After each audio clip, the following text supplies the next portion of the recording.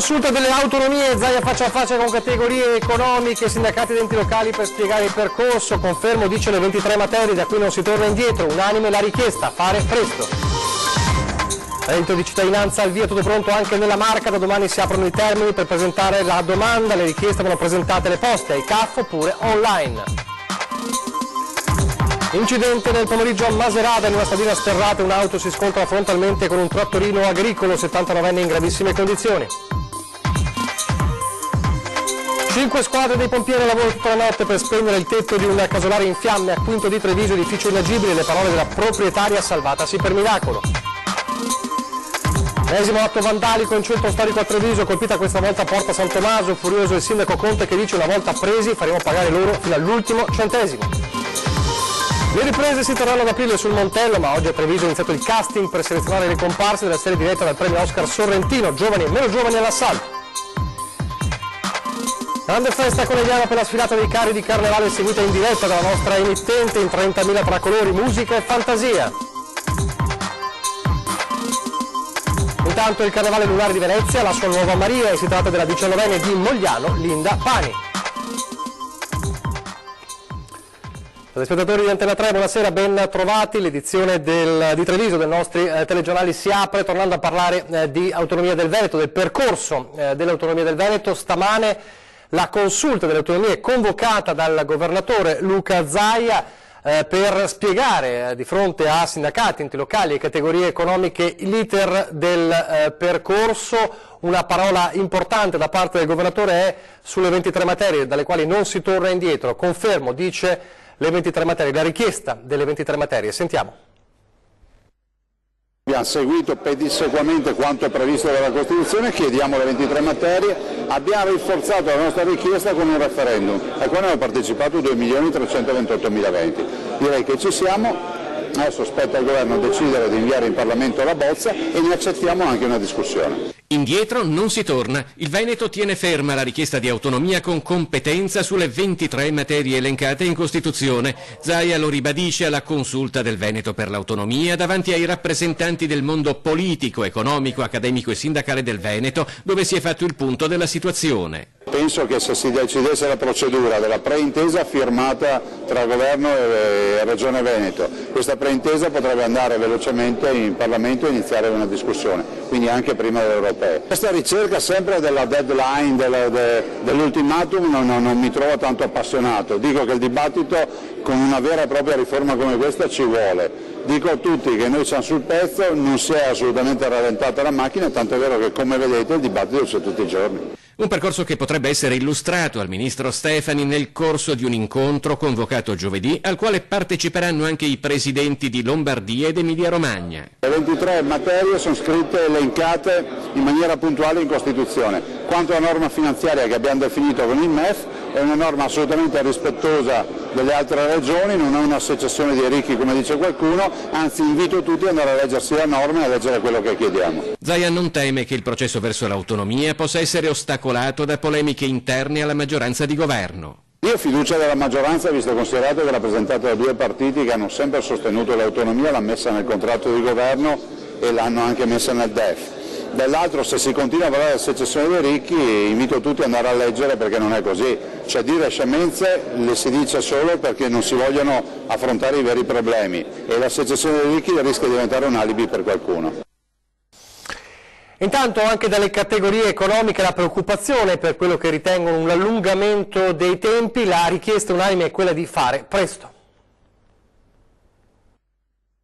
Adesso la partita è sul tavolo della politica e saremmo degli ingenui se avessimo pensato che questa era una partita che si giocava così in 4-4-8 e che si sarebbe potuto dire alla fine che tutti vissero felici e contenti. Ottimismo ma anche coscienza delle difficoltà di un cammino che si sapeva non facile, tante le reazioni al termine della seduta della consulta per l'autonomia del Veneto. Soddisfatta la Presidente dell'ANCI regionale Maria Rosa Pavanello, che ha apprezzato soprattutto le parole del Presidente Zaia sul coinvolgimento dei territori nell'attuazione dell'autonomia. L'ANCI Veneto, ha detto, continuerà ad essere a fianco della Regione e del suo governatore, offrendo il proprio contributo contributo in termini di proposte, soluzioni e dialogo. Preoccupato dalla reazione politica delle regioni del Sud, invece il presidente regionale di Confturismo Marco Michielli, a Venezia anche in veste di vicepresidente di Confcommercio Veneto, che teme che il passaggio parlamentare possa essere un modo per rinviare la questione a dopo le elezioni europee, se non alla prossima legislatura. E a Camera e Senato chiede tempi celeri il presidente regionale di Confindustria Matteo Zoppas. L'autonomia può essere un vero strumento di spending review, ha detto, trovando con tutte le regioni un accordo che non penalizzi lo status quo e definendo criteri e soluzioni di cui alla lunga beneficeremo tutti.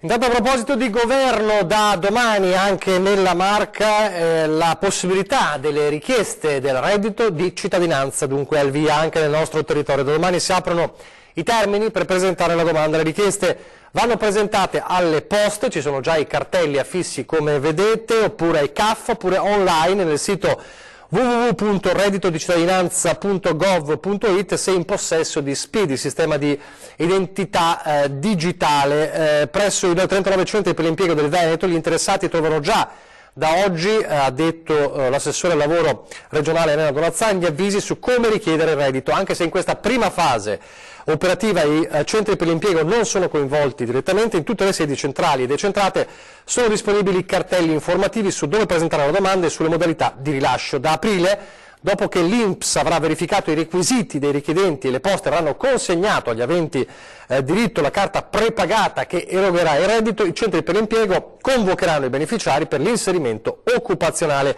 Per presentare la domanda, ricordiamo, bisogna essere in possesso del proprio ISEE in corso di validità. Da domani dunque la possibilità di richiedere, ovviamente verificheremo con le nostre telecamere come andrà la prima giornata di richiesta anche nella Marca del reddito di cittadinanza, dopo tante polemiche, tante discussioni. Polemiche e discussioni anche nelle ultime settimane, negli ultimi mesi, anche su quota 100. Sono una cinquantina i medici dell'ULSS 2 della Marca che andranno in pensione nel 2019 grazie a quota 100. Altrettanti gli infermieri e gli operatori sanitari, ma è soprattutto la carenza di medici che rischia di mandare in crisi alcuni reparti. La conferma viene dal direttore generale dell'ULSS 2, Benazzi. Quota 100 e rischio esodo negli ospedali della Marca. Ad oggi sono 104 i dipendenti dell'ULSS 2 Trevigiana, tra medici, infermieri e operatori sociosanitari, che hanno scelto di usufruire nel 2019 dell'opportunità di uscita anticipata dal lavoro con 62 anni d'età e 38 di contributi. È chiaro che siamo molto più preoccupati per i medici, perché per il discorso della specialità le scuole di specialità ne forniscono pochi e non riusciamo a trovarli. I medici sono circa una cinquantina di specialità diverse. Invece per quanto riguarda gli infermieri e gli operatori sociosanitari, per fortuna abbiamo i concorsi con una numerosità elevata di professionisti, per cui il problema in questo caso non sussiste. Se dunque la pensione anticipata per infermieri ed operatori sociosanitari non dovrebbe creare particolari criticità, visto che i pensionati verranno rimpiazzati con nuove assunzioni, ben diversa invece è la prospettiva per quanto riguarda i medici. Vari reparti ospedalieri già a tutt'oggi sono in forte carenza di specialisti. Da mesi il direttore generale Benazzi snocciola numeri preoccupanti. Mancano 18 radiologi, 14 ginecologi, 12 anestesisti, 5 pediatri, solo per citare alcune specialità. Con il pensionamento di un ulteriore cinquantina di medici nell'arco dell'anno, la situazione in alcuni reparti potrebbe diventare davvero difficile. Noi speriamo che effettivamente dal Ministero dell'Università si arrivi una riforma in modo tale che si possa specializzare le persone e già dal primo anno chi entra in ospedale possa iniziare il percorso specialistico senza attendere i 5 anni di specialità. La cronaca adesso a partire dal grave incidente avvenuto poco dopo le 16 di oggi a Candelù di Maserata, tra via Brigata Caserta, l'angolo con via della Battaglia, lo scontro in questa stradina di campagna tra un'automobile Volkswagen Touran contro un trattorino agricolo che era guidato da un 79enne. Il mezzo invece era guidato da un 45enne di Vedelago che ha travolto appunto il trattorino. L'impatto è stato molto violento, l'anziano del posto ha avuto la peggio ed è stato trasportato con l'elisoccorso al Cafoncello di Treviso in molto gravi condizioni. Leso sia l'automobilista che le due figlie di 11 e 13 anni che si trovavano con lui nella vettura. E adesso invece il lavoro dei Vigili del Fuoco nella notte per spegnere l'incendio che ha aggredito un casolare, una villetta a Quinto di Treviso. Salva per miracolo la proprietaria. Un incendio nella notte presso un casolare di via Burchielli a Quinto di Treviso ha impegnato tutta la notte i Vigili del Fuoco. Le fiamme sono partite da sotto il portico e si sono poi espanse al tetto in legno. L'incendio ha completamente distrutto una camera da letto e parte del tetto dell'abitazione. L'allarme è scattato subito dopo la mezzanotte. Io sono venuta a casa alle 11:15 e era tutto tranquillo, poi a mezzanotte improvvisamente ho visto le fiamme. Quando ho visto le fiamme non sapevo da dove venivano e da dove provenissero e ho chiamato subito i vigili e sono venuti, ma ci hanno messo parecchio a venire. C'era anche nebbia ieri sera, quindi ci hanno messo un sacco di tempo per arrivare. Quando sono arrivati il fuoco era già divampato ed era già salito sul tetto. La proprietaria della casa, ancora provata dalla notte passata in bianco, dovrà trovarsi un posto dove dormire. Per ora la casa risulta inagibile, visto che i danni sono ingenti. I danni sono enormi perché sono tutta la casa, c'è tutto il nero della fuliggine che ha invaso tutte le stanze e poi il pavimento di legno ha permesso che filtrasse l'acqua anche i piani sotto e quindi anche i piani sotto sono tutti pieni di acqua. La casa è inagibile, lei non può dormirci dentro? Ha detto che non posso dormirci dentro per i fumi. Dove andrà, signora, a dormire? C'è qualcuno che le può dare una mano? Andrò da qualche, non so, chiederò a qualcuno se mi ospita. I Vigili del Fuoco di Treviso sono intervenuti sul posto con 5 mezzi, compresa un'autoscala. L'allarme è rientrato solo in mattinata. Presenti anche i carabinieri della stazione di Zaro Branco. Per ora ignote le cause del rogo. È probabile si sia trattato del surriscaldamento della canna fumaria provocata dalla stufa a legna. Adesso in centro a Treviso con l'ennesimo atto vandalico, nel mirino questa volta Porta San Tommaso. Di stamani anche la reazione furiosa del sindaco. Di questo dovranno farsi carico perché una volta individuati pagheranno fino all'ultimo centesimo la multa che gli arriverà. Prima le sedie e i bidoni gettati in acqua, i buranelli in pescheria, adesso l'imbrattamento con la vernice spray del basamento di una colonna di Porta San Tommaso.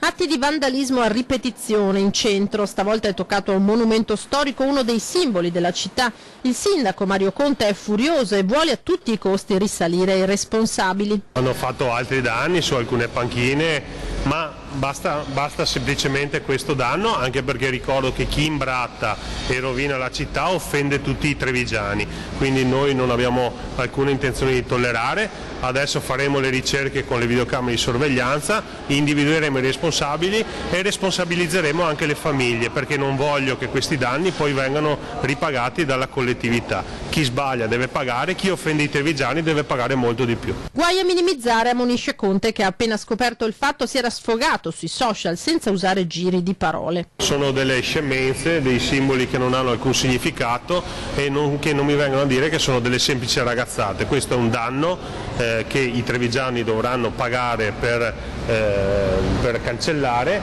e quindi una volta individuati, lo sottolineo, anche i genitori verranno responsabilizzati. Assolutamente sì, perché si manca di rispetto a un'intera città. A Treviso intanto stamane fino al pomeriggio inoltrato c'è stato il casting per le riprese che si terranno in aprile sul Montello a Nervesa della nuova serie di Paolo Sorrentino, The New Pope, dopo il successo di The Young Pope. E allora questa mattina abbiamo seguito il casting, oltre 1 migliaio di persone presenti, hanno preso d'assalto l'Hotel Continental dove si svolgeva il casting. Vediamo.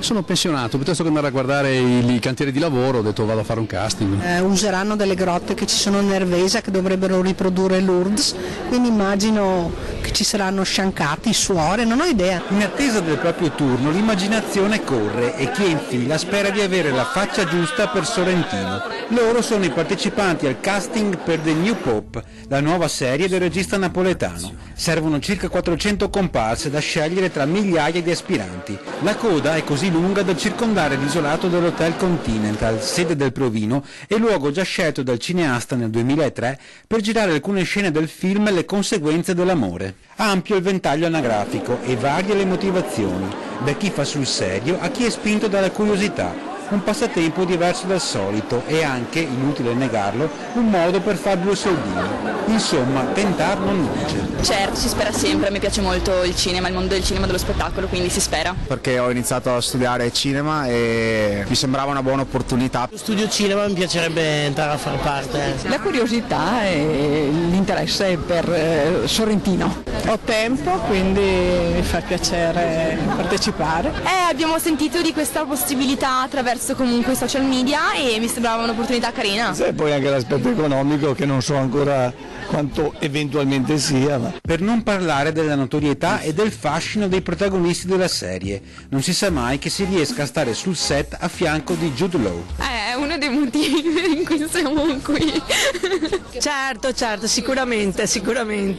È interessante, è la mia età. Ore e ore in coda, poi arriva il proprio turno e tutto si risolve in un flash. E nel classico le faremo sapere. Bella esperienza, vediamo un po', speriamo. Ho guardato i documenti e fatto delle foto, delle semplici foto. È andata che mi trovo a rifarlo online.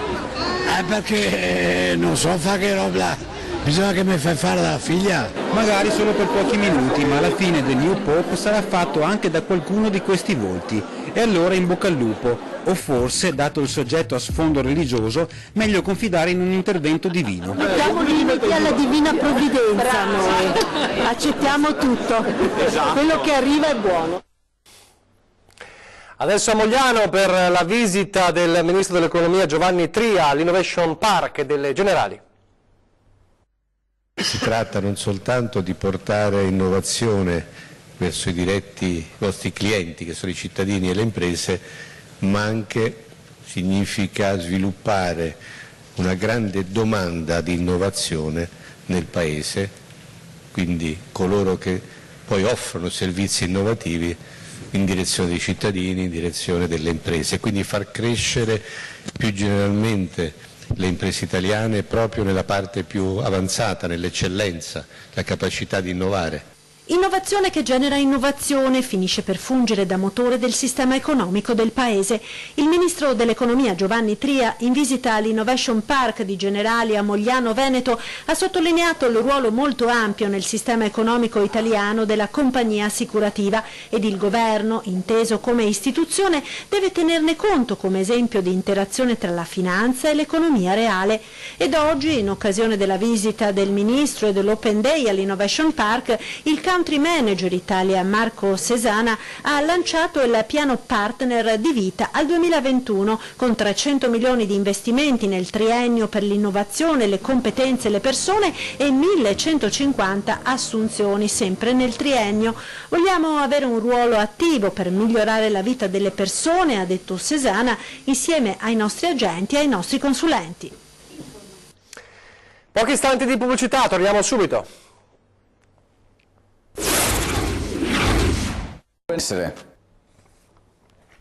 Rieccoci in studio in diretta al telegiornale di Treviso. Ripartiamo dalle immagini dell'intervento che si è reso necessario per eliminare la processionaria sugli alberi del parco polivalente al Paletto di Via del Galletto a Treviso, letteralmente invaso dai nidi. A segnalare al Comune quello che stava diventando una vera e propria emergenza ambientale l'ex consigliere Enrico Nerosto e Beppe Fantin, che hanno affisso anche dei cartelli per avvisare la cittadinanza a fare attenzione, immediato l'intervento degli addetti al verde. Adesso in ospedale a Treviso in pediatria con un importante progetto per i bimbi con una testimonial d'eccezione, Valentina Vezzali. Disegni da colorare, giochi e indovinelli. Il libretto che verrà distribuito gratuitamente a tutti i bambini è una guida pensata per i più piccoli e i loro genitori. Un rimedio all'ansia che spesso accompagna l'attesa per la visita del medico quando i figli stanno poco bene. È questa la finalità del libricino E se non sto bene, che sarà messo a disposizione di chi accederà al triage del pronto soccorso pediatrico dell'ospedale Cafoncello di Treviso. Nelle 35 pagine al suo interno sono spiegate le malattie più comuni che colpiscono l'infanzia in modo semplice e divertente, con giochi adesivi per ingannare l'attesa in sala d'aspetto, ma anche dei consigli utili rivolti ai genitori su cosa fare a seconda dei sintomi che presenta il bambino. L'obiettivo è quello di dare uno strumento alle famiglie per poter affrontare con più serenità i piccoli malanni di tutti i giorni, il mal di testa, il sangue di naso, la diarrea, la febbre, in un modo giocoso, simpatico. Alla presentazione dell'iniziativa ha partecipato oggi un ospite d'eccezione, la pluricampionessa olimpica di scherma Valentina Vezzali, presidente dell'associazione no profit Laboratorio 0246, che ha realizzato i libretti in collaborazione con l'ASL 2. Avere un libricino che comunque tranquillizzi e ci permetta di vivere la malattia, il dolore in maniera più adeguata, giova ai genitori, alla mamma o al papà, ma allo stesso tempo rende più tranquilli i nostri figli. E se non sto bene verrà distribuita non solo al pronto soccorso pediatrico, ma anche negli altri presidi per l'infanzia dell'azienda sanitaria presenti nella provincia di Treviso.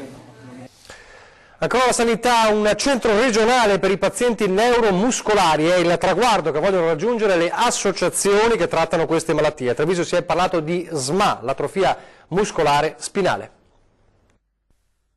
Dare risposte ai malati di atrofia muscolare spinale e alle loro famiglie. Va in questa direzione l'appuntamento che si è tenuto nei giorni scorsi a Treviso, promosso dall'Associazione per lo studio di questa malattia rara, una malattia neuromuscolare degenerativa che priva le persone della capacità di camminare, mangiare e respirare. Questo convegno è stato fatto per sensibilizzare la gente, per far conoscere più di questa patologia e anche per promuovere le cure che esistono. Un appuntamento che non è affatto casuale, quello trevigiano, visto che da tempo due veneti, la trevigiana Sara Favaretto e il vicentino Mattia Lovato, con il sostegno di campioni come Roberto Baggio, lavorano per creare anche nella nostra regione un centro Nemo, una struttura per malati neuromuscolari. In Italia ce ne sono 4 e il più vicino è quello di Milano. Aiuta tantissimo perché lavorano insieme tutti i medici che conoscono bene la patologia, che è una cosa rara perché può capitare che vai a un neurologo e non sa neanche di che cosa si tratta. Un'iniziativa appoggiata anche dall'Unione Italiana per la lotta alla distrofia muscolare. Creare un centro Nemo anche qui in questa zona che possa appunto tutti i ragazzi con patologie muscolari o neuromuscolari poter appunto avere un riferimento per progredire con la cura e per fare fisioterapia. Speriamo appunto di avere un posto per avere almeno 10 posti letto, quindi, e poi a rotazione, quindi comunque avere un centinaio di persone l'anno, di ragazzi disabili l'anno che possono appunto accedere a questo centro, andare subito a conoscenza anche magari di nuove cure, di nuove terapie per poter appunto aiutare il paziente a migliorare e a poter vivere tranquillamente. Le associazioni hanno già preso contatto con la regione per arrivare a questo obiettivo. Il governatore Zaia sta dando un grosso spiraglio per appunto aprire questo centro. Le tempistiche al momento non le sappiamo e spero il prima possibile. È mancato nella serata di ieri all'ospedale Cafoncello di Treviso Saber El Sissi, 67 anni, marito del segretario generale della CISL Belluno Treviso, Cinzia Bonan. L'Unione Sindacale Trevigiana esprime la più profonda vicinanza a Cinzia. Egiziano di mamma sudanese, era nato ad Alessandria d'Egitto nel 1952 ed era giunto in Europa alla fine degli anni 70. Dopo l'esperienza forte e sconvolgente della guerra del Kippur contro Israele, aveva lavorato come perito tecnico all'Università di Ingegneria di Alessandria. Aveva conosciuto Bonan nel 1986 a Milano. La coppia ha un figlio, Youssef, che oggi ha 28 anni. El Sissi ha lavorato come serigrafo alla Tognana e alle ceramiche di Treviso. La cerimonia di commiato si svolgerà venerdì in tarda mattinata nella chiesa dell'ospedale Cafoncello di Treviso. La salma sarà tumulata nel cimitero di Lughignano. Adesso voltiamo pagina, i sorrisi, la festa del martedì grasso e del carnevale di Conegliano che abbiamo seguito in diretta con la nostra lunga diretta a partire dalle 14:45, oltre 30.000 le persone presenti alla sfilata dei carri. Vediamo. Una bellissima giornata di sole saluta la sfilata dei carri qui a Conegliano.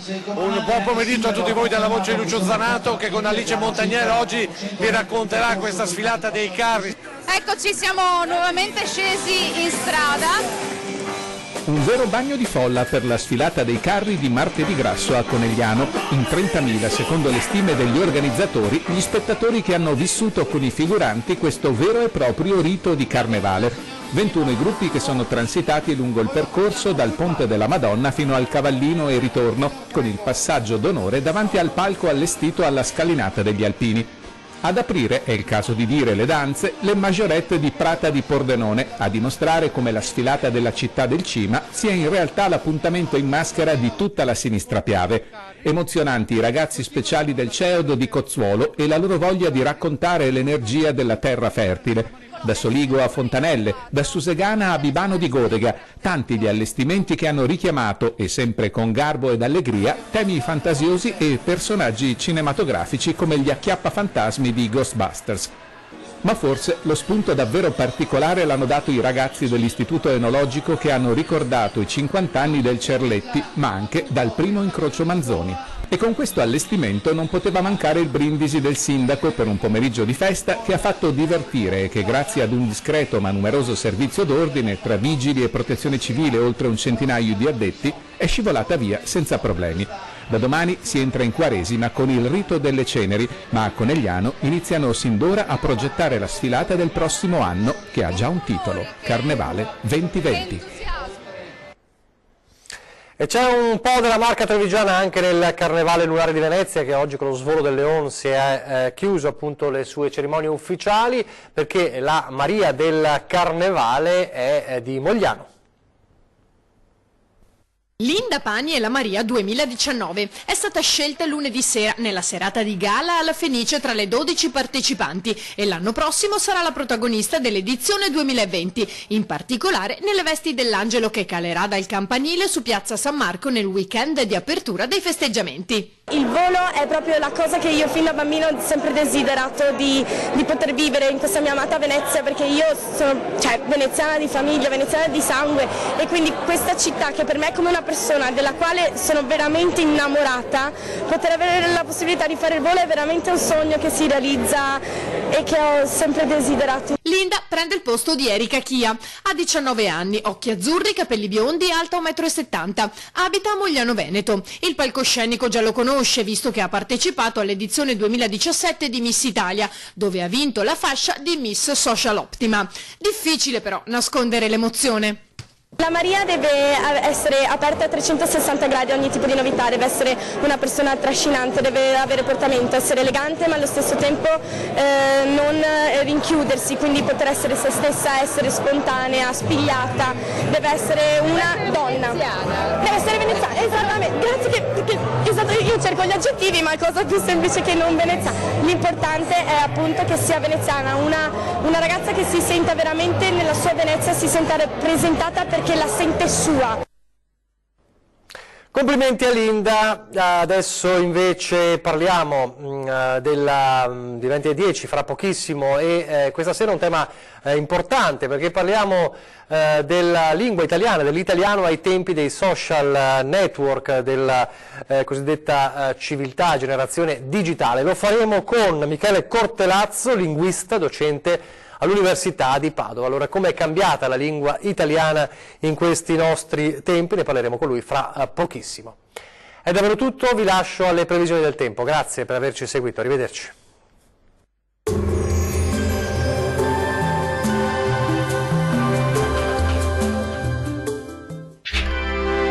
Tremonti, attrezzature e materiale per saldatura professionale a Montebelluna. Ben ritrovati al meteo. Non cambia il tempo sulle nostre regioni rispetto ai giorni scorsi, il sole continuerà a dominare. Nel dettaglio sul Veneto avremo un tempo asciutto e stabile, sarà soleggiato ovunque, il cielo si presenterà sereno o al massimo poco nuvoloso. Più nubi in serata ma in genere senza piogge. Temperature minime tra 1 e 3 gradi, massime molto miti comprese tra 11 e 16 gradi, addirittura 18 gradi sul Rodigino. Spostiamoci ora a vedere la situazione del Friuli Venezia Giulia. Anche qui sarà bel tempo, tanto sole ovunque, con il cielo che si presenterà parzialmente nuvoloso, salvo per qualche innocuo addensamento sui settori montuosi. Temperature minime tra 3 e 4 gradi, massime gradevoli comprese invece tra 13 e 18 gradi. Vediamo infine la situazione meteorologica del Trentino Alto Adige. Poche novità, sarà soleggiato anche sulla nostra regione, dove il cielo si presenterà al massimo con presenza di poche nubi a carattere sparso. Non sono attese precipitazioni. Temperature minime tra 2 e 3 gradi, massime piacevoli intorno ai 14 gradi circa. Dal meteo di Antenna 3 per ora è tutto. Arrivederci.